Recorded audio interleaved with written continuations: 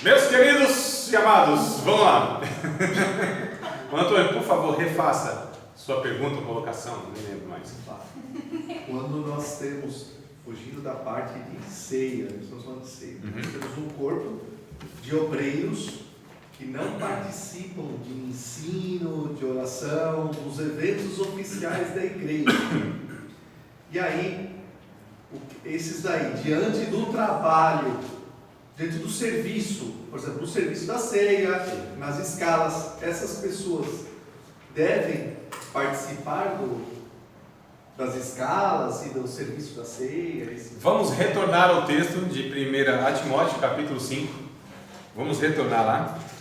1 Timóteo, capítulo de número 5, versículos de número 22. Apenas o 22. Lembrando que o contexto está falando sobre presbíteros, sobre pastores, tratamento no sustento, tratamento na disciplina e tratamento, no caso aqui, antes de serem. Como que se trata antes de ser? É o que a Bíblia diz. Irmãos, o pastorado, quando a gente pega o pastorado, quando a gente pega o ministério, a régua é a mesma para todos, tá certo? Diácono, pastor, é a mesma régua. 1 Timóteo capítulo 3, porque nós colocamos que o pastor tem que ter um padrão diferente de todos os outros obreiros. Não é isso que a Bíblia ensina. Obreiro é obreiro, tá certo? Como a gente tem essa ideia hierarquizada, então a gente acha que o pastor é o super-homem e é o cara que tem que ser sempre o máximo de todos. Não é isso. Obreiro, ele tem que ter a mesma, entre aspas, qualificação bíblica, e ele tem funções diferentes. O diácono, amados, biblicamente falando, não é inferior em relação ao pastor. Então não se a gente exige que o pastor entenda de Bíblia, tenha uma vida piedosa, tenha uma vida de exemplo familiar, tenha uma vida de ética, de moral, não é isso? Tranquilo? Por que a gente não coloca também essa exigência para o diácono, por exemplo? Porque a gente tem uma ideia que o diácono não se exige tanto não. O diácono inferior, o diácono assim, é um aspirante. Não, a Bíblia diz que é a mesma coisa. Porque a Bíblia não tem essa ideia hierarquizada das funções. Tá certo? Ela tem uma organização dentro do corpo de Cristo, onde cada um tem sua função. Essa é a questão. Então a gente precisa retrabalhar todo esse pensamento que nós temos, que dificulta a compreensão bíblica. Então o negócio é muito mais complicado, está muito mais lá atrás, é muito mais profundo do que a gente muitas vezes acha que é. André, nesse princípio, só a Assembleia de Deus que tem isso aí e hierarquização, ou como outras igrejas, como Metodista, Batista, também fala assim, pastor não manda mais do que, ou é maior? São mais as igrejas que têm a sua organização episcopal. Lembra que eu falei episcopal, congregacional e presbiterial? Então a episcopal, que é essa que eu disse, eu acho mais complicado esse sistema de governo da igreja, porque se tem um cara, né? Então, deve saber muito bem dessa afirmação, o poder absoluto corrompe absolutamente. Então, quando tem uma pessoa, inclusive é para prejuízo dessa pessoa, ela carrega uma carga que ela não suporta, irmãos. É por isso que nós temos pastores de uns anos para cá que têm se suicidado, pastores em depressão, gente que tem acabado com a sua vida e não cumprido o ministério. É colocado muitas vezes uma carga excessiva na vida de um homem, e isso não é bíblico, né? Agora sim, existe, por exemplo, a gente pega a congregacional, são as batistas, por exemplo. Existe uma liderança, só que existe um corpo pastoral. Quem decide as coisas não é um homem, é um corpo pastoral, né? Então, um grupo de pastores. Nós temos um negócio muito interessante em algumas igrejas que se organizam assim. Você tem um pastor que ele lida com família, você tem um pastor de jovens, você tem um pastor de ensino, você tem um pastor de missões, são pastores. A igreja que eu congregava até ano passado era assim. Então tinha lá o pastor titular, que é chamado pastor titular, E, inclusive, ele pode ser substituído de 2 em 2 anos, a votação para isso. Há um pastor titular, há um pastor lá, 2 pastores, aliás, que é ligado à família, tudo que diz respeito à família, criação de filhos, conjugalidade.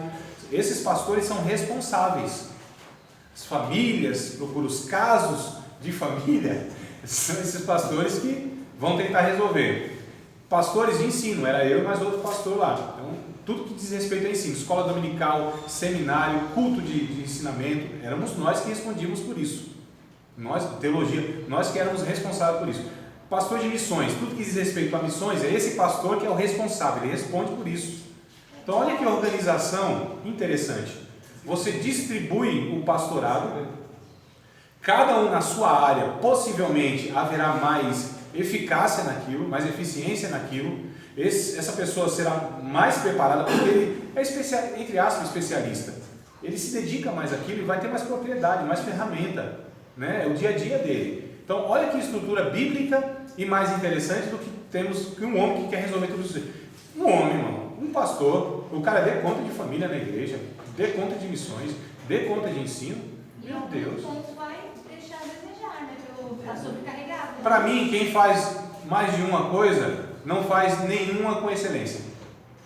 Para mim, quem quer fazer mais de uma coisa, ter mais de uma profissão, por exemplo, fazer 2 coisas simultaneamente, vai negligenciar as 2. Não é que vai fazer uma e a outra mais ou menos. Irmãos, a obra de Deus, ela só exige a excelência, mais nada. Quem deseja episcopado, excelente obra deseja. Se a obra é excelente, tudo que deve ser feito deve ser na excelência. Como que eu faço 2 coisas com excelência? Tem que ter muita capacidade, né? Tem que ser o apóstolo Paulo da vida, mais ou menos assim. Eu acho que não é o caso da grande maioria de nós, os pastores. Então a questão é, quando a gente distribui isso, é muito interessante. Você pega a presbiteriana, tem esse colégio de presbíteros. Presbítero e pastor, vocês sabem, já viu que é a mesma coisa, né? Então, esse colégio, quem dirige, quem coloca as diretrizes, as decisões da igreja, é esse grupo. Na multidão de conselheiros a sabedoria, diz o Provérbios. Né? A obra de Deus não se faz só, e sim com conselheiros. Outro provérbio também vai dizer isso. Então, olha só, a Bíblia recomenda.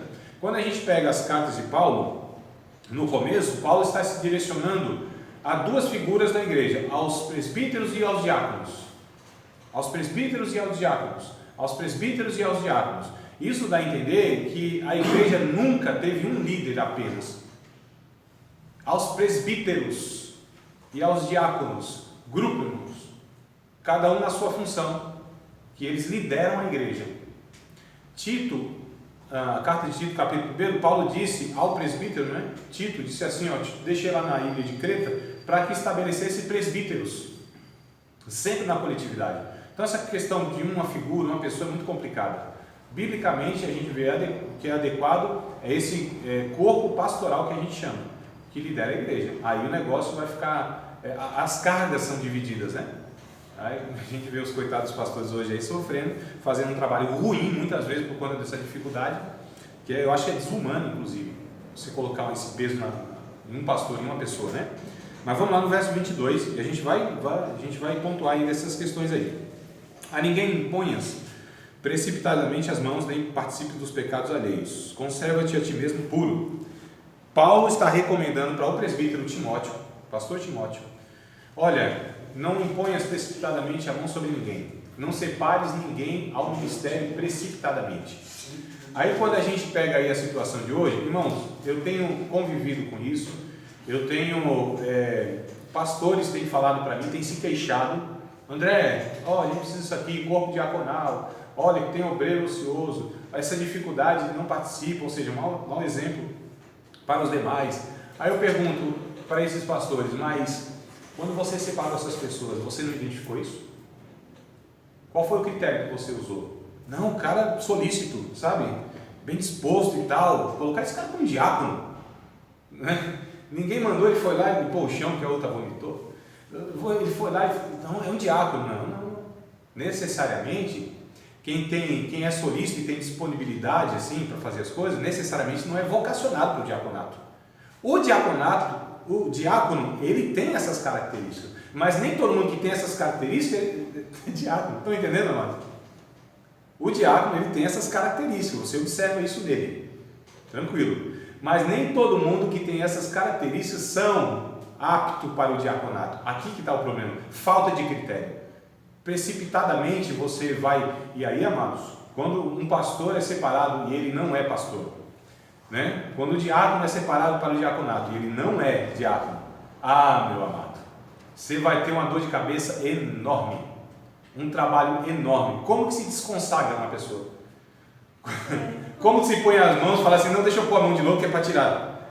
Como que você fala assim, igreja, aqui está o presbítero fulano, aí depois se apresenta e fala, aqui já não é mais presbítero fulano. Fica um negócio complicado, é por isso que Paulo está dizendo, não imponha precipitadamente as mãos. Esses dias atrás, eu vi um pastor feliz. Desconsagrou. Ele consagrou no sábado, na segunda ele ligou para o irmão e falou, irmão, me desculpa, mas louco. aquela consagração eu me equivoquei e tal. Nossa. Então, desconsidere.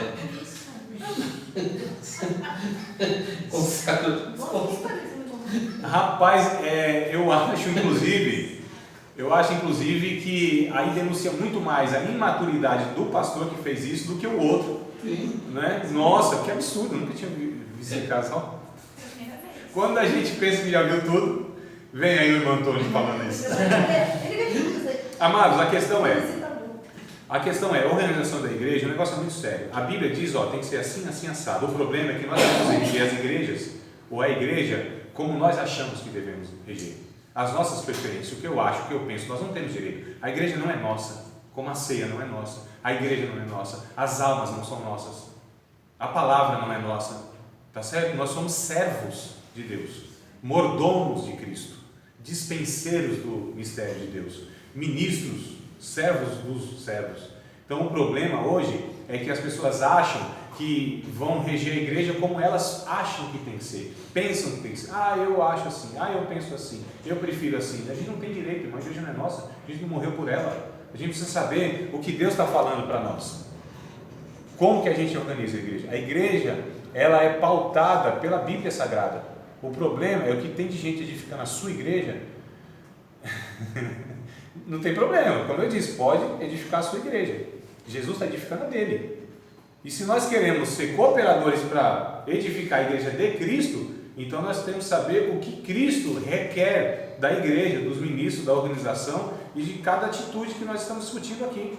O que Deus tem a falar a respeito disso. O que a Bíblia fala a respeito disso. Não são que as tradições vieram construindo. Eu não estou dizendo que a tradição tem que ser jogada no lixo. Eu estou dizendo que tem muita coisa que não faz sentido, que é preferência humana. Tá certo? Que é aquilo que a gente foi construir como teologia nossa. E aí há essa empreitada, esse esforço, esse retrabalho que a gente tem enorme, e pior ainda quando somos nós, que somos obreiros, gente que já tem uma caminhada cristã, a resistência é maior, foi feito assim, mas a gente precisa rever isso, a gente precisa se debruçar diante da Bíblia. Então assim, o cara não participa disso, não participa daquilo, não tem prazer nisso. Qual a evidência? Ele não é, simples assim. O cara é um professor que não quer estudar, não é professor. O professor que é professor, ele sempre será um eterno aluno, irmãos. Sempre haverá uma necessidade dentro dele de aprender com alguém, não só por livros, não só à distância, ouvir alguém. Quem ensina deve ter o prazer de aprender e de ouvir as outras pessoas e não ter dificuldade nenhuma. Agora, o problema que nós vemos hoje são essas pessoas autossuficientes, pensam que já sabem de tudo, pensam que já dominam tudo, não entende a dimensão das coisas, a complexidade das coisas, a necessidade de atualização, de reciclagem, de renovação. Então assim, um professor que não gosta de escola dominical, como é um negócio desse? Pensava. Como um obreiro chegou a ser obreiro e ele não aprecia a Bíblia? Para mim é um negócio absurdo, irmãos. Como que um pastor não faz um curso de teologia, não sente a necessidade de se preparar para atender melhor os servos de Deus? Para mim é absurdo, é impensável, é antibíblico. Eu não consigo conceber isso na minha mente. Essa ideia de que o fulano prega a palavra, mas ele não estuda a palavra. Como é isso, irmãos? Como é um cirurgião e ele não se atualiza na medicina?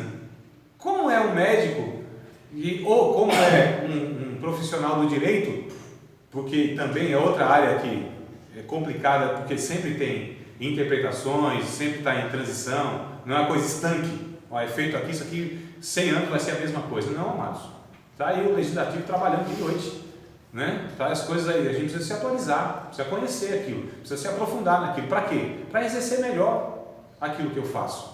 O pastorado, muito mais do que qualquer outra profissão. A gente está lidando com vidas, com pessoas remidas, compradas por Cristo. Então é de Cristo, olha a responsabilidade que a gente tem. É muito grande. Então, assim, chegar em uma igreja que, infelizmente, não é surpresa. A gente chegar nas igrejas e encontrar esses problemas. Onde tem diácono que não exerce o diaconato, onde tem presbítero que não exerce o presbiterato, onde tem expositores, pregadores, professores da Bíblia que não são aprendizes, que não apreciam os seminários, né? Que não procuram isso, que não fomentam isso na sua igreja, que não participam quando tem na sua igreja porque não querem, não é porque não pode, por outros motivos. Aí a gente precisa avaliar, de repente trabalho, alguma coisa, são exceções. Eu estou falando quando se tem condição, quando pode e não acha prazer naquilo, deve-se questionar a vocação, o chamado dessa pessoa. Eu questiono, não tem como. O diácono, meu Deus do céu, estou na escala aqui, meu Deus, né? Ou então eu já vi caso que o diácono, ele está lá, ele senta, porque não é a escala dele, aí está lá se matando porque tem um diácono para atender 200 pessoas. Não levanta. Parece Não que estou tá na escala. super bom. Não estou na escala. Não está na escala. É meu direito. Não é servo. Não é diácono, irmãos. É simples assim. É simples assim. Já pensou, eu como professor, acabou o horário aqui, ó. Ou você me encontra numa sexta-feira, é sábado a aula. Ô irmão, zap lá, tal, segunda-feira, 10h05 da manhã, já pode mandar. Já está liberado. Tá liberado. 10h05 da manhã. Horário comercial. Aí eu falava, não vou deixar o sábado. É sábado a aula dele. Né? Ou então me encontro aí e tal. Irmãos, isso é inconcebível. Eu faço é porque tenho prazer, entendimento que aquilo é minha vocação. Faço, sabe onde? Onde eu estiver, onde eu andar, onde eu conviver. Eu sou professor em qualquer esquina, irmão. Em qualquer lanchonete você me encontrar, tomar um cafezinho, não tem problema. Se eu tiver condição de ajudar e dar uma aula ali para uma pessoa, ótimo, louvado seja Deus. Não há diferença nenhuma. Quem me acompanha há alguns anos sabe, se tiver 1 ou 2 pessoas na classe, eu não altero a minha disposição nem meu entusiasmo de ensinar. Não mudo o ensino. Tá certo? Não mudo mensagem por causa de público. Não, a minha paixão não altera em nada. Se eu tiver uma pessoa, onde eu estiver, não altera. Eu estou exercendo um ministério na minha vida, no reino de Deus, seja para quem for, a forma, remunerado ou não faz diferença para mim. Se for remunerado ajuda mais, né? Claro. Mas se não for, irmãos, eu formei uma turma 2 anos e meio sem ganhar um centavo, tirando do meu bolso. Eu estou falando isso aqui por quê? Só para mostrar para vocês que tem que ser assim, que deve ser assim, não é? Então a gente percebe que na verdade o problema estava lá atrás. A gente hoje está querendo resolver problemas que nós causamos, que foi gerado por nós. Então quando a gente pega, por exemplo, essas pessoas despreparadas, ao invés dessas pessoas serem constituídas para amenizar os problemas da igreja, para trazer solução para a igreja, são essas pessoas que geram os problemas da igreja. O Moody, o grande evangelista, Dwight Lyman Moody, perguntaram qual é a maior dificuldade da obra, Moody? Os obreiros. É verdade, porque os membros eles vão para cultuar e para sempre. São os obreiros. Aí eu pergunto, que obreiro? O obreiro que não é obreiro. É simples assim, irmãos. O obreiro que não é obreiro. Porque obreiro, né, ministro do evangelho, ele é pau para toda obra. Faz com gratidão o que faz, com um senso de privilégio que tem de servir o povo de Deus e a humanidade. Faz com um senso de dever e não de obrigação, mas de uma responsabilidade, de uma incumbência que o mestre deu para ele. Eu faço para Deus, eu faço como gratidão. E aí, irmão, se eu tenho a reciprocidade, se eu tenho reconhecimento das pessoas, se eu tenho bajulação das pessoas, se as pessoas vêm para mim e dizem, ô mestre, ô pastor, ô ungido, ô profeta, tanto faz, irmãos, tanto faz. Essas coisas até a gente foge, que às vezes atrapalham a nossa caminhada, contaminam o nosso coração. Eu estou fazendo porque eu tenho um senso de chamado divino. Eu ouvi a voz do Espírito Santo, dizendo, André, estou te chamando para o ministério, para servir o meu povo. Eu ouvi a voz. Quem ouve a voz de Deus continua só ouvindo a voz de Deus e não para por nada. E não precisa de estímulo, irmãos. Não precisa de que as pessoas façam alguma coisa para dar um up, né? Assim, um ânimo para aquela coisa. Não, é o Espírito Santo que vai fazendo isso. É o Espírito Santo que vai animando, é o Espírito Santo que vai dando graça, é o Espírito Santo que vai renovando, é o Espírito Santo que vai dando força, e a pessoa vai na força do poder do Espírito Santo, independente do sofrimento, independente do povo que é ingrato e que não reconhece, e eu faço, eu ensino, e esse povo, irmão, essas coisas, isso aí não entra no nosso coração, porque nós só ouvimos a voz de Deus. Professor, porque assim, hoje dentro desse tema nós temos duas vertentes, né? Aquele que é separado pelo pastor e aquele que já vem mestre e doutor de outro lugar, já vem consagrado. O critério é o mesmo. Então, o critério é o mesmo. Dentro dessa vertente, pelo menos lá, nós, assim, com muito custo, com muito trabalho, estamos instituindo, começamos no ano passado, fizemos esse ano de novo, preparamos um material que, assim, você está sendo separado para cooperador, você tem que passar por um estudo. Exato, Você minimamente está uma instrução. vindo de outra igreja, antes de você assumir qualquer coisa, você vai vir passar por um estudo com a gente. Esse estudo é o quê? Pelo menos apresentar o que acontece dentro da nossa igreja, o que a gente segue como regra de conduta, Exato. como esse tipo de coisa dentro. Porque assim, hoje a gente tem muitas separações por aí, muito tudo que a gente não sabe. A pessoa vem diácono, vem presbítero de outra igreja, você Não sabe a história. Às vezes e a tal. pessoa fica ali 2, 3 meses, até ajuda em alguma coisa, mas na hora que se você vai cobrar, será que a pessoa... Então, o senhor acha que um caminho realmente é isso, colocar a pessoa aí, algumas aulas, sentar para tentar filtrar... No caso, né? Então, vamos ver um texto interessante aqui de 1 Para Timóteo. ser diácono na igreja, é melhor fazer primeiro um cursinho para depois o pastor. Pelo menos eu venho de uma igreja, que ela primeiro você tem que fazer o curso do discipulado, para ser diácono, faz o curso 2, 3 meses. Aí depois desse curso, o pastor vai analisar ainda se vai colocar aí. Não é porque você fez o curso 3 meses, que automaticamente você não está. faltou nenhuma aula. Isso. Ele analisa se faltou nenhuma aula, que já vai assim no dia do consagrado e vai com a consagração. Isso, automaticamente consagrado. tá. Não, ele depois ele vai analisar Isso. se ele já viu, se vai colocar ele como diácono ou não. Aí já conversa com ele. Um grande problema não é só você separar os seus, o problema é que você já recebe aqueles que já vêm com Aqui, amados, Esse é o nós problema. estamos entrando nessa área aqui, ó. Estamos entrando nessa área. O discipulado não é só para novos convertidos. O discipulado é para toda a igreja, sempre. Inclusive, isso não é estanque. Inclusive, não é porque algumas igrejas aí, alguns ministérios estão exigindo assim, para você ir para o ministério tem que ter um cursinho básico, pelo menos, de teologia. Né? Pelo menos um cursinho básico de teologia. Aí, um cidadão, ele usou de desonestidade comigo. Rapaz, eu fiquei tão triste pela vida dele e pela vida das pessoas que ele vai ministrar. Fiquei triste, por mim não, porque a gente, né? Poxa, quer dizer, fiquei triste, mas depois resolvi isso aí. Porque assim, o cara veio, se matriculou, veio algumas aulas. Pô, professor, eu preciso de uma declaração que eu estou fazendo o curso, porque o ministério está exigindo que eu, pelo menos, né, tenha iniciado. Tudo bem, está lá a cartinha, tá, o carimbo, papel timbrado, estou aqui. Sumiu. Ai, que desonesto. Eu conheço o fulano, ministério conhecido, não vou falar, nem o nome muito menos, mas está aí. Esse é o perfil de muitos. Fazem porque são obrigados, não é porque é um desejo no coração. Então, esses obreiros é o que tem sido hoje deformado, vamos falar nem formado, deformado por aí. Vamos ler um texto aqui, depois a gente volta nessa questão, se é suficiente, não, 1 Timóteo capítulo número 3, especificamente dos diáconos, tá bom? Já que vocês estão tocando mais para o diaconato, verso de número 11, né? Se você subir. Não, verso número 8, desculpa, 8, 3, 1 Timóteo 3, 1 Timóteo 3. Bom, então a gente já viu que é um problema precipitadamente reconhecer alguém para o ministério, né? E aí depois aguenta.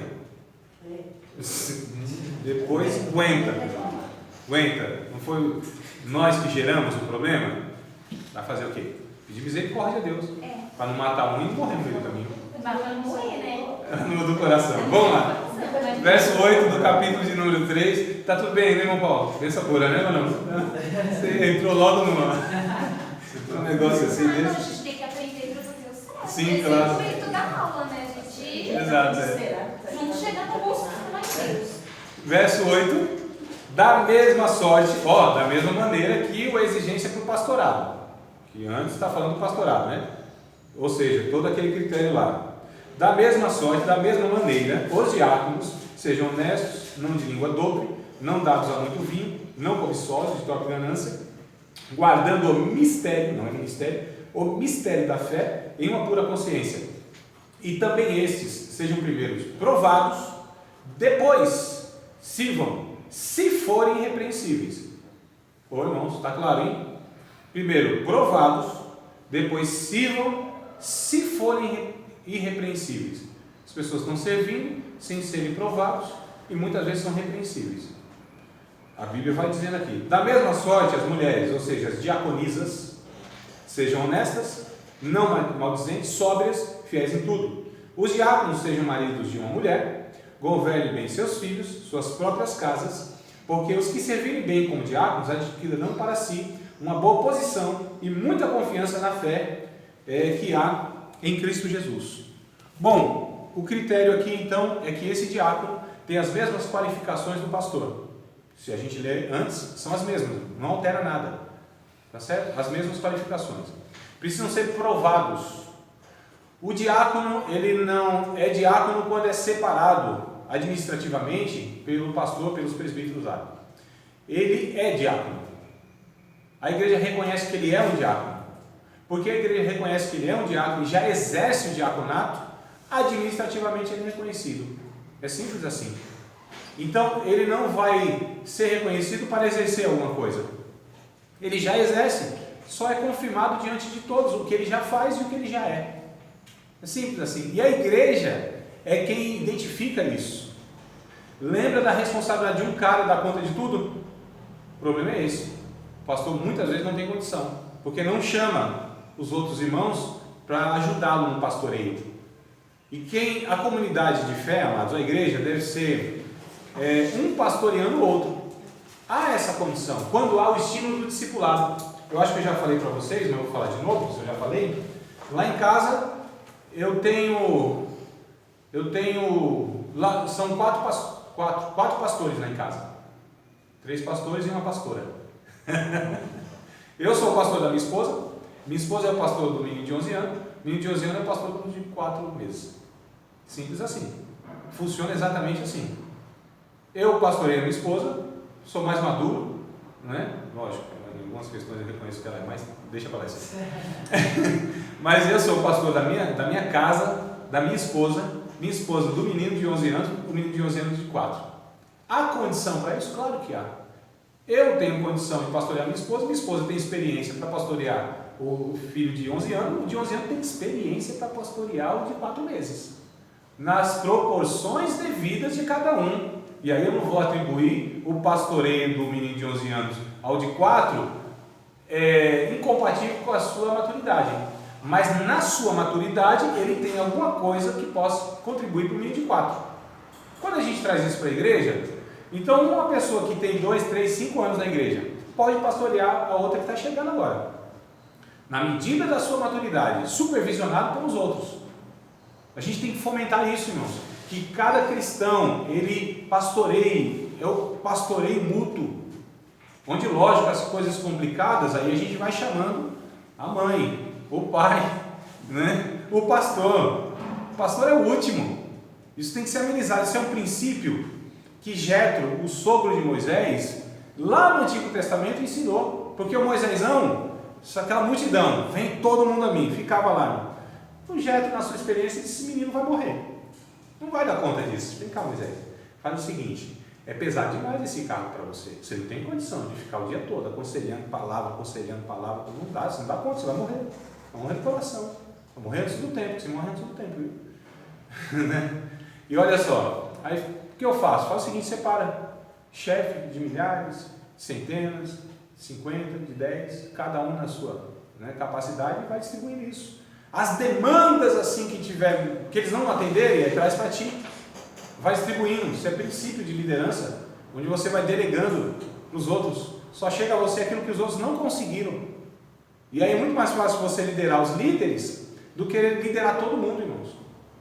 Isso é princípio bíblico, Antigo e Novo Testamento também, quando traz essa ideia de que a igreja é liderada por um grupo de pessoas, né? Mais ainda, quando essa igreja ela é incentivada a exercer o pastoreio mútuo, o cuidado mútuo. Olha que coisa interessante, já pensou se nós conseguíssemos de fato fazer isso? E é possível, é possível.19 eles servem, eles fazem. 1999, século passado, eu tinha aceitado Cristo. Eu estava em uma empresa, lendo Bíblia, como sempre fiz, em todas as empresas que eu passei, hora de almoço, lendo Bíblia. Chegava mais cedo, lendo Bíblia. Então, sempre gostei de Bíblia, irmão, desde sempre. Sem dar aula de teologia, sem pregar, sem nada. Apesar que eu me desconheço o tempo que eu não fiz isso, né? Mas estava lá. Aí um cidadão chegou assim: você está estudando para ser pastor? Com toda a convicção, sem nenhuma soberba. Eu disse: não. Eu estou estudando porque eu sou pastor. Eu era novo convertido, irmão. Sério?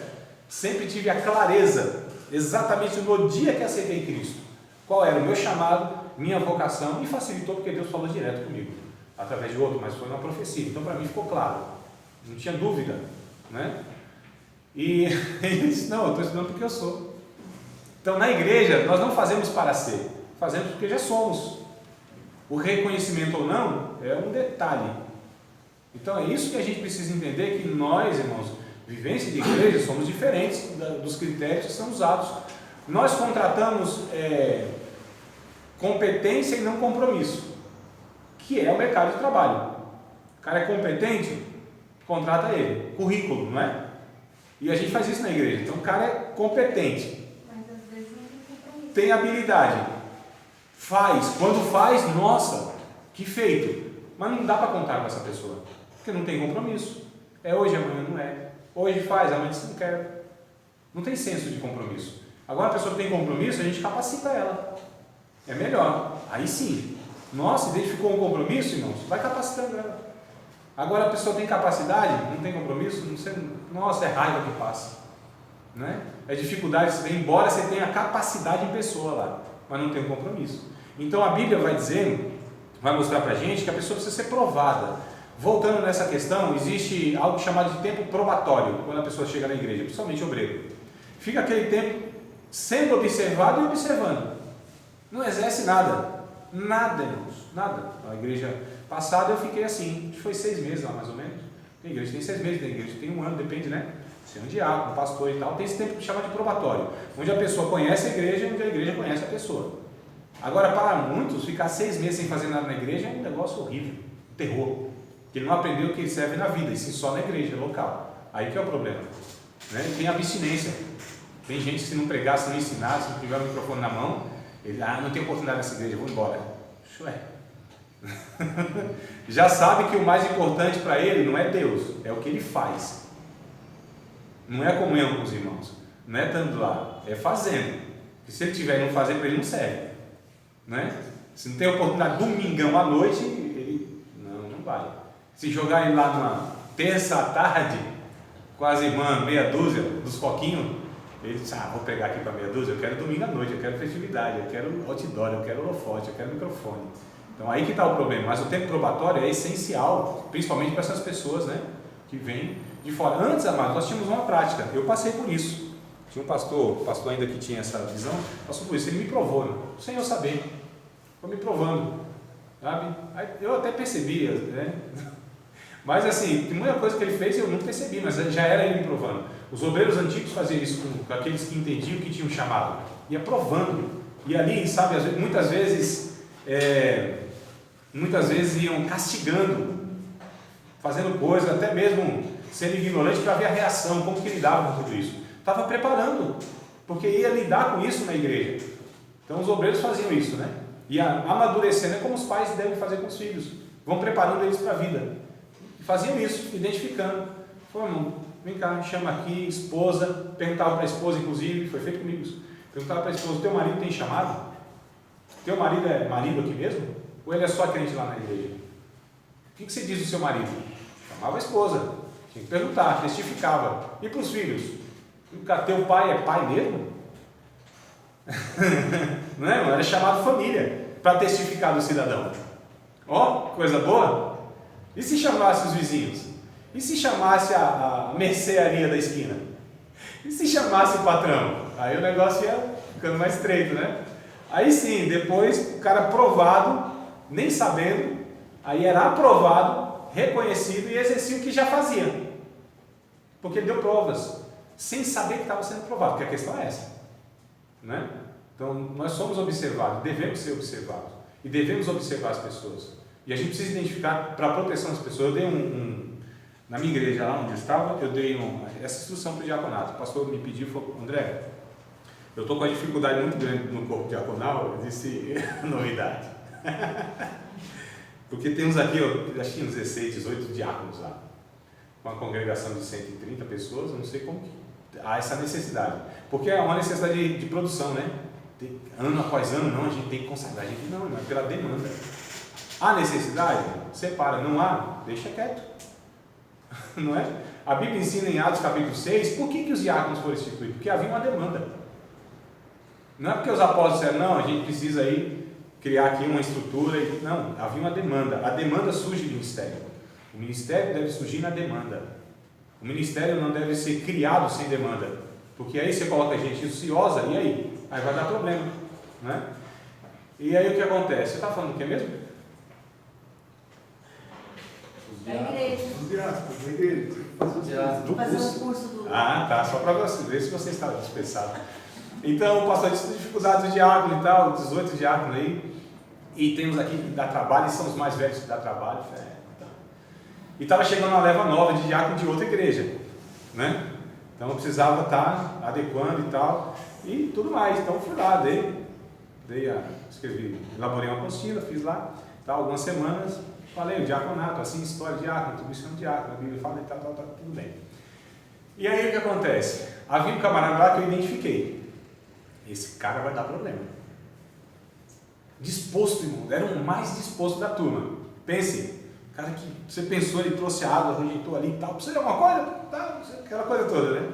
Só que eu identifiquei então. Só que essa pessoa vai lidar com pessoas, não vai lidar com professor, vai lidar com gente, recepção, encontra de tudo, não é? Não tinha tato, não tinha sensibilidade, não tinha simancol que a gente fala. Eu falei, não vai dar certo. O que vocês acham que aconteceu? Não deu certo, simples assim, irmãos. Não precisa ter esse olhar crítico, biblicamente falando, né? Onde a gente vai julgando, a palavra é proposital aqui, a gente vai julgando, não segundo a aparência, mas segundo a reta justiça. João 7:24 é escrito isso. Que a gente pega muito, às vezes, o Mateus 7, não julgueis para que não seja julgado, não tem nada a ver com isso que a gente está falando aqui, tá certo? O julgar nesse sentido, exercer discernimento, ter critérios bíblicos, onde você fala, opa, a gente faz isso na empresa quando vai contratar alguém? Ou não? A gente faz isso quando quer promover alguma pessoa para outro cargo na empresa, você vai identificando, vai colocando, né, esse olhar crítico e tal, você vai provando essa pessoa, você vai testando essa pessoa, você vai até colocando para fazer uma coisa ou outra. Olha só, sem garantia de nada, e ela faz, e ela vai fazendo. Por que ela faz? Porque ela é. Mas nem automaticamente todo o que faz mas tudo o que faz, voltando de novo naquele pensamento.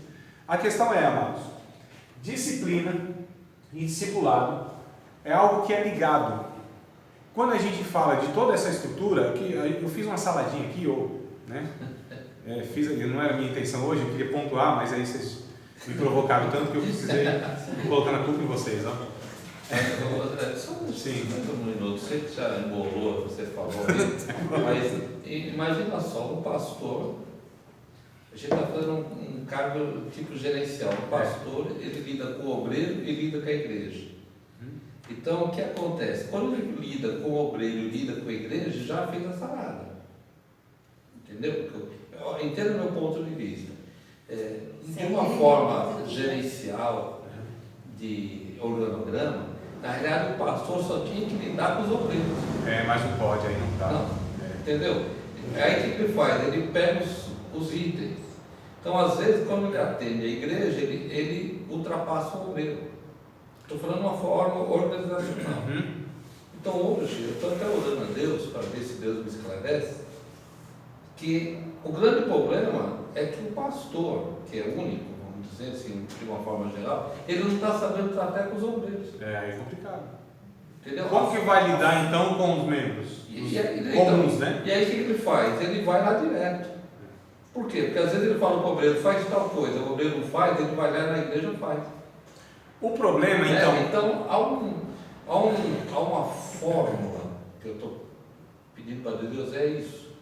Que às vezes o pastor hoje, que é um líder, entre os líderes, e que deve formar líderes? E quer formar líderes, e não sabe, então o que ele faz? Ele prefere a igreja do que o obreiro. Aí está um equívoco muito grande. Então, mas aí fez a salada. Então, o que eu estou com, assim, em certo sentido, que hoje o pastor ele não está preparado para gerenciar líderes.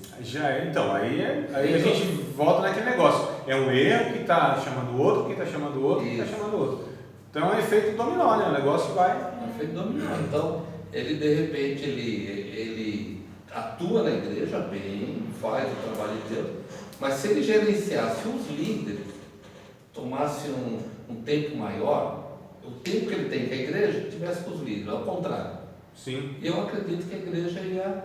É o que nós estamos discutindo aqui e falando na primeira parte da aula. Essa necessidade, essa necessidade de que todos pastoreiem todos, né? Para que as demandas que aqueles não conseguiram resolver, aí o pastor intervém. Sim. O pastor atende a demanda. Mas se o pastor quiser trazer essa responsabilidade, esse peso de todo mundo para ele, amados, e não liderar os líderes, nossa, está incompleto o seu pastorado. Vai dar problema nisso. O pastor se relaciona com todo mundo. Um bom pastor, inclusive, o dia que ele morrer, ou o dia que ele for transferido para outro lugar, ele deixa lá um pastor e não sofre a obra por causa da ausência dele. Aquele que deixa algo, a sua ausência faz sofrer, é porque ele não foi um bom. Nossa, esse pastor era tão abençoado, tão bom, tão, que quando saiu, caiu o trabalho. Então não foi um péssimo pastor, porque ele não formou outro para ficar no lugar dele. É simples assim, tão carismático, tão não sei o que quando ele saiu, ao prejuízo que deu. Então ele foi um mau pastor. Ele não preparou um para substituir. A gente vê isso em Moisés e Josué, a gente vê isso em Elias e Eliseu, a gente vê isso em Barnabé e Paulo, a gente vê isso em Paulo, Timóteo e Tito. Não, mas voltando a sua explicação, você acabou de falar agora, né? Assim, que o pastor tem o contato com a ovelha. Eu conheço o irmão, que a igreja dele tem surgiu do nada, 4, 5 anos tem 2.000 pessoas. Sim. Porque o pastor... A organização é outra, e a gente o pastor, ele lidera o líder. Isso. E o líder vai indo até chegar ao... Exato. Então ele diz o seguinte para mim, que ele não conhece o pastor. Não conhece assim, visualmente. Sim. Ele tem contato com o pastor assim, visual. Mas não tem uma relação. Não tem relação, só que ele tem contato com o pastor auxiliar. Exato, está correto. Quando a gente está tratando aqui em uma organização onde é possível esse relacionamento, né, mais estreito. Quando parte para esse volume de pessoas, aí a proposta é outra. A proposta de fato é que se organize pequenos grupos. Esses pequenos grupos têm pastores que, irmãos, para você pastorear, Jesus, ele pegou 12 pessoas.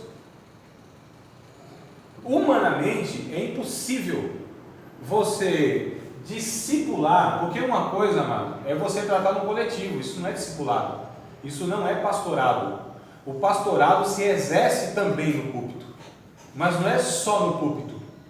O púlpito é um aspecto, a pregação é um aspecto do pastorado. O discipulado é partilhar a vida, na vida, diariamente, se for possível. é caminhar com a pessoa em todos os momentos. Então, quando você pega essa questão de volume, isso é impossível. Aí o pastor, ele deve, isso é o que chama de presidir. Então é o presidente, biblicamente falando, que governa, né? Quem é o cara que Assim. seria não, é um exercício, porque assim, o pastorado tem o pastor, o bispo, o ancião e o presbítero. Aqui são atribuições de uma mesma pessoa. O bispado é a supervisão.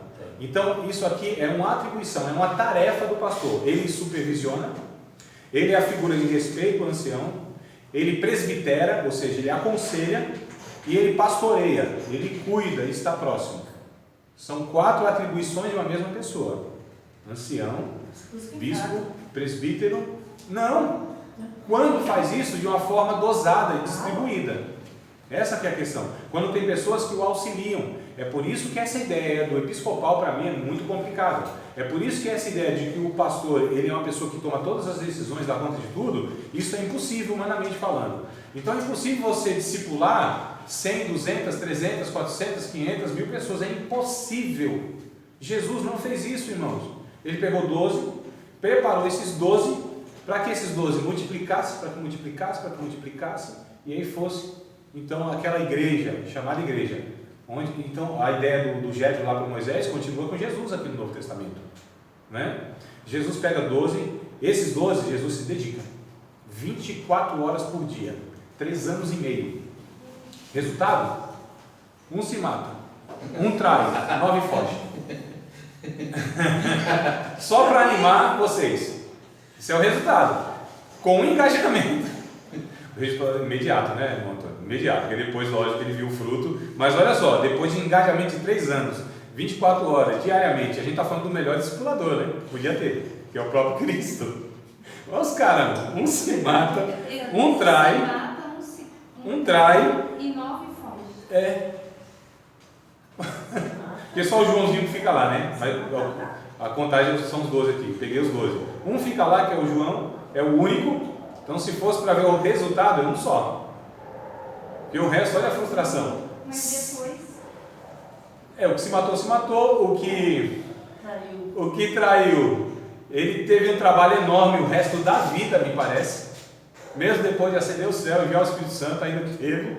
Porque quando chegar lá no capítulo 10 de Atos dos Apóstolos, então Jesus já estava no céu, o Espírito Santo agindo aqui e tal. Pedrão já lá, um dos líderes da igreja. E aí o Jesus dá uma visão para Pedro, né? O lençol vindo, amarrado com as 4 pontas, animais e tal, aquela coisa toda. E aí Jesus diz assim: Pedro, mata e come. Não. De modo nenhum, Senhor. Até o resto da vida esse cidadão deu trabalho. Então é fato que tem pessoas que vão dar trabalho e líderes dar trabalho o resto da vida para Cristo. Isso é fato. Na igreja. Tem. Alguns dizem que não tem graça se tiver. Quando esse melhora, vem outro. Senão deixa de ter trabalho, né? Imagina só se eu tivesse alunos que já soubessem tudo. Então sempre vai entrar alguns que vão. Disciplina. Não é o caso, viu? Então o que acontece, amados? Disciplina e discipulado andam juntos. Disciplina, que eu queria destacar hoje, que eu não tive sucesso em entender. Eu queria pontuar outras coisas mais nesse sentido de disciplina. Ficou então razoavelmente claro para vocês? O príncipe. Então tá ótimo, graças a Deus. A minha preocupação aqui que estava perdido aqui, eu estou perturbado, você não tem noção. Então, disciplina, amados, remete, vamos ler o texto de Hebreus. Aqui eu queria ler um monte de texto bíblico, fundamentar meu discurso em texto bíblico, e aí às vezes não dá. Hebreus, capítulo de número 12, disciplina. Vamos ver se a gente volta, vamos falar de discipulado. Aliás, nós vamos ter uma matéria aqui, amados, coisa boa, não estou enxergando mais nada, mas deve ter essa matéria. Deve ter. Tem aqui, discipulado, 14ª matéria. Nós vamos falar só sobre isso. A importância, aqui eu estou dando pincelada porque a gente está falando no âmbito geral. Mas vamos ter essa matéria, discipulado, o que de fato é, como deve ser e tal, né? Que é um negócio importantíssimo para a igreja. Hebreus capítulo de número 12, falando de disciplina. Então está claro que a gente disciplina... aliás, que a disciplina ela não é meramente punitiva, embora, deixa eu ver se eu agrado a gregos e a baianos, embora a disciplina também, inevitavelmente, haverá uma certa punição. Mas não é a punição pela punição, não é a punição que é a eficácia da disciplina. A disciplina de Deus, bíblica falando, ela tem o intuito de correção, irmãos, e não de punição meramente falando, embora a punição faça parte. Só que se a punição ela se destaca, perdeu o efeito corretivo, pedagógico, terapêutico. Perdeu. Tá certo? Que a punição se sobressai. É a questão da ceia que a gente está falando. Então, a gente vê uma punição. Qual é a pedagogia dessa punição? Qual é o proveito dessa punição? Qual resultado teve dessa punição? Às vezes é estipulado o tempo, né? Tempo afastado automaticamente volta. Ué, o que o tempo resolveu? Não resolve nada. Não há algo automático nisso. Né? E cada um, o tempo para cada um é relativo. Um para o outro, isso é relativo o tempo. Então é preciso acompanhamento, o discipulado. É preciso acompanhar essa pessoa, ajudar essa pessoa. E na caminhada, a igreja abraça, a igreja acolhe. Por que muitas vezes a gente não quer nem confessar pecado na igreja? Porque confessou o pecado, acabou a vida. Confessou o pecado, a igreja parece que ajuda assim, e vai com o pé e fala, vai para fora. E aí o inferno abraça. Né? É o que a gente tem percebido muitas vezes. Por que muitas vezes esse ambiente é desfavorável para nós confessarmos os pecados uns aos outros? Porque é punição, porque é religião, porque a gente está cheio de religiosos na igreja, e muitos de nós somos religiosos concernente à moral. A gente quer defender Deus, a santidade de Deus, não é, irmão? Mas Deus coisa nenhuma, é a nossa religião. E muitas vezes, e a Bíblia diz, confessar os pecados uns aos outros. Por que a gente tem dificuldade de ter obreiros que chegam para o pastor e confessam pecado? Porque sabe, confessou pecado automaticamente excluído. Né? Confessou alguma fraqueza? Meu irmão, não, já entrega o camarada, aí lascou a vida dele. Né? Por que não há esse ambiente familiar, onde o Espírito Santo age, flui, tratando as pessoas, irmãos? Por que essa dificuldade de pastor ter pastor? A minha pergunta, quem é que cuida daqueles que cuidam do povo de Deus? A minha pergunta é, quem é o pastor do pastor? Quem é o pastor do seu pastor? O seu pastor tem pastor? Ai, Cristo, é Jesus. É coisa nenhuma, amado. Aí fica fácil. Né? Fica facinho demais, é Jesus, coisa nenhuma. Cadê o outro humano igual a ele, para ele confessar as fraquezas, para ele ter conselho? Quem é o que orienta ele? O pastor precisa ter pastor, irmãos. Né? Quem é que cuida daqueles que cuidam do povo de Deus? Quem é que cuida do seu pastor? E esses obreiros? Eles são pastoreados por quem? Eles têm essa liberdade de chegar, pastor, dificuldade na família aqui, o negócio está complicado. Não faz isso, irmão. Eu tinha uma experiência ano passado, retrasado passado. O pastor era uma pessoa que as pessoas tinham medo. Medo, não chegava. Antigamente era assim. Essa figura. Porque o cara tem um poder na mão, ele pune. Ele tem o poder de punir, de excluir. Ele tem o poder de falar, não vai fazer. Não, vou tirar o cargo. E essa imagem, essa figura, né, criava uma barreira. Ninguém chegava para o pastor. Olha que coisa horrível. Se escondia, principalmente as mulheres, como exemplo de mulher, quando cortava o cabelo. Ela até enrolava o cabelo. Se o pastor visse.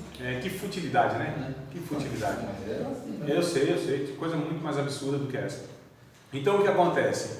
Eu tive uma experiência que o pastor era uma pessoa que não era acessível nesse sentido. E nós precisamos ser o pastorado, irmão. Quem discipula precisa ser essa pessoa acessível. Se o irmão vem contar um pecado para mim, muitas vezes, aliás, eu como um cargo de liderança, as pessoas vinham contar um pecado para mim. Nem sempre, quase sempre, eu não passava para o pastor. Se ela veio contar para mim, eu tinha que resolver aquilo. Foi, irmão, você não está usurpando a liderança do pastor? Claro que não. É para mim que ela veio, a responsabilidade é minha. Se eu não conseguisse ajudá-la, aí é outra história. Então, pastor, não estou conseguindo resolver um caso aqui e tal. Se essa pessoa me autorizasse, eu falaria para o pastor. Irmãos, nós que somos obreiros, a gente precisa ter um relacionamento de ser pessoas confiáveis. Tá certo? Que aquilo que chega a nós, como intimidade das pessoas, tem que ficar conosco. nós não compartilhamos com ninguém, muitas vezes, às vezes até nem com a esposa. Quando a esposa é madura, de oração, a gente compartilha, porque a gente, né? O pastorado eu entendo que é o homem e mulher. Não existe pastorado único. Se o cara não tem uma mulher que o ajude, ele vai ter grande eficiência com o seu pastorado. Se for uma boa mulher, uma boa mãe, já ajuda bastante. Mas às vezes, né, precisa dessa companheira que ore por ele. Olha que coisa boa, irmãos. Né? O pastor de vez em quando precisa dobrar o joelho. Os filhos, ora aqui por mim. Esposa, ora aqui por mim. É uma coisa interessante isso aí. Mas então o que acontece? Chegava em mim e ficava em mim. A gente precisa ser essas figuras de confiança, onde as pessoas têm liberdade e sabem que se falar, aquilo não vai servir como material contra ela.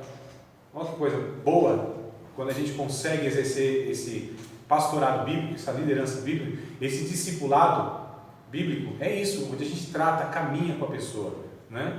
Aí a gente volta na disciplina, que não é expor ninguém, é tentar tratar ela lá, ela só chama mais um, dois, fica ali o negócio. Resolveu, não precisa abrir para ninguém não, para que a gente precisa expor? Resolveu ali no grupo de 3 ou 4 obreiros e tal, resolveu aquilo, acabou, né? E a questão então do capítulo 12 de Hebreus, já entrando aqui para o encerramento da conversa que nós tivemos hoje, capítulo 12. Você estava na disciplina aí. É, disciplina, isso. Eu quero falar aqui sobre disciplina. Verso de número 5 em diante, né? 5 até o 11. Hebreus 12, 5. E já vos esquecestes da exortação que argumenta convosco como filhos. Filho meu, não desprezes a correção do Senhor e não desmaies quando por ele fores repreendido. Porque o Senhor corrige o que ama, açoita qualquer que recebe por filho. Se suportais a correção, Deus os trata como filhos. Porque que filho há a quem o pai não corrija? Mas se estáis sem disciplina, da qual todos são feitos participantes, sois então bastardos e não filhos. Além do que, tivemos nossos pais segundo a carne para nos corrigirem, e nós os reverenciamos. Não nos sujeitaremos muito mais ao Pai dos Espíritos para vivermos? Porque aquele que na verdade por um pouco de tempo, ou seja, os pais, nos corrigiam como bem lhes parecia, mas este, para nosso proveito, para sermos participantes da sua santidade. E na verdade toda correção, ao presente, de uma forma imediata, não parece ser de alegria, de gozo, não tem como, irmão, senão de tristeza, mas depois produz um fruto pacífico de justiça nos exercitados por ela. Apocalipse capítulo de número 3, versos de número 19, só para completar esse pensamento sobre a correção de Deus, que não é meramente punitiva, mas ela é corretiva, né? Então a punição de Deus, o castigo de Deus, desculpa, deixa eu reformular aqui. O castigo de Deus não é meramente punitivo e sim corretivo, tá certo?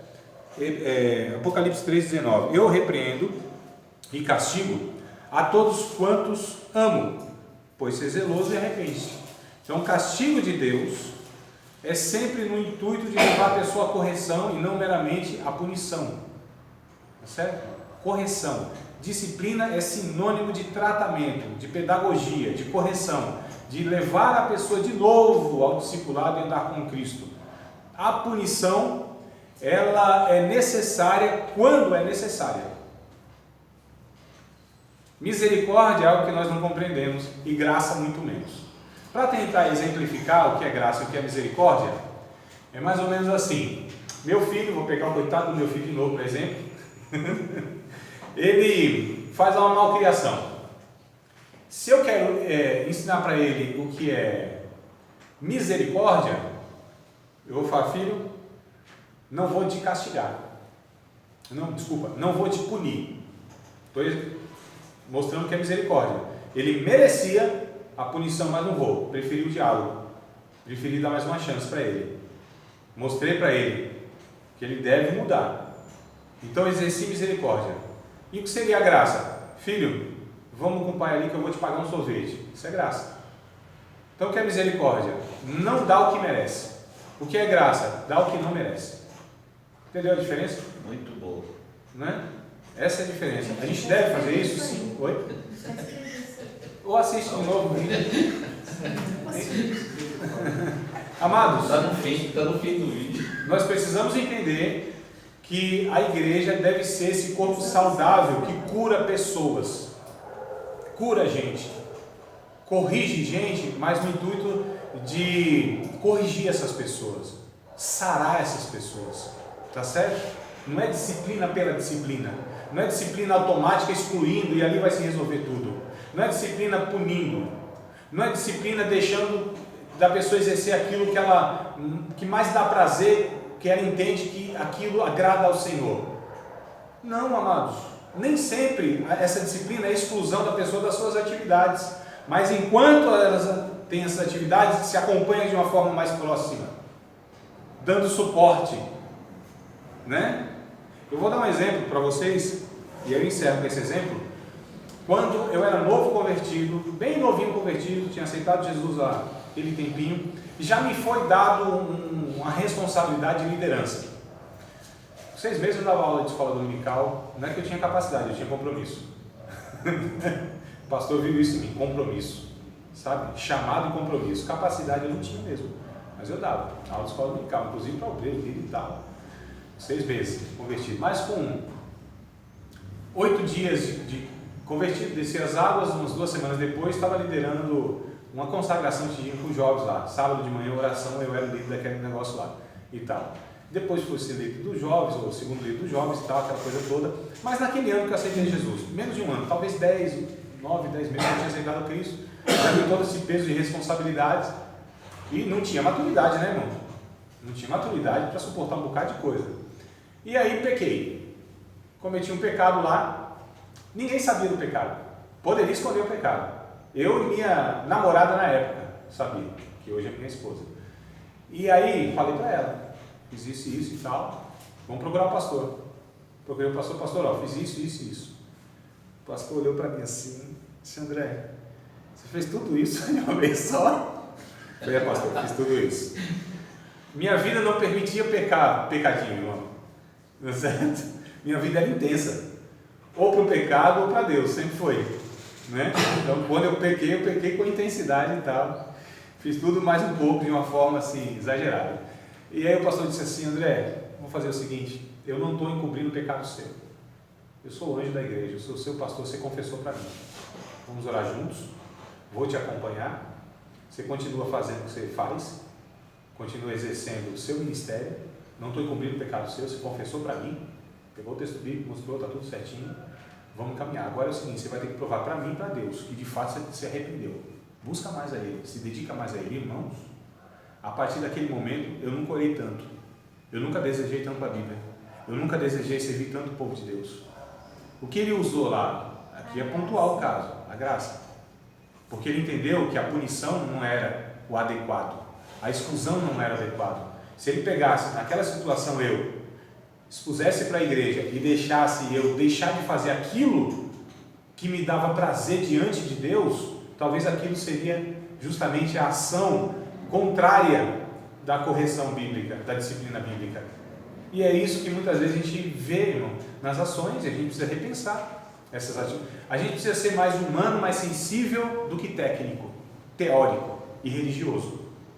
As nossas relações são relações de família, relações de pai e filho, que não isenta a responsabilidade, que não isenta as consequências para o outro. Mas como que a gente vai fazer isso? E aí cada caso é um caso. Eu estou tentando trazer para vocês princípios bíblicos. E aí vai ter milhões de casos, por isso que eu não estava dando conta no começo. Vocês foram trazendo para mim coisas que eu falei: opa, calma aí. Eu estou tentando trazer um caso, para mim já vai ser muito difícil falar dele só. E aí a gente gerou aquela, e agora? Não, calma aí. Não. Agora eu acho que deu uma amenizada, né? Tranquilo, os princípios, é isso que a gente está tratando aqui. Aí cada caso, irmão, cada um que sabe como trata. Cada caso exige-se uma sensibilidade humana, uma comunhão com o Espírito Santo, um olhar para o outro, uma empatia, uma alteridade, uma simpatia, né? Existem todas essas questões que faltam muitas vezes na igreja, em liderança e em pastor, muitas vezes. Eu achei o senhor falando, porque se ele fala, tira você, é isso que nessa hora que você está dizendo, tem que tirar a pessoa de lá. Talvez seja com o outro.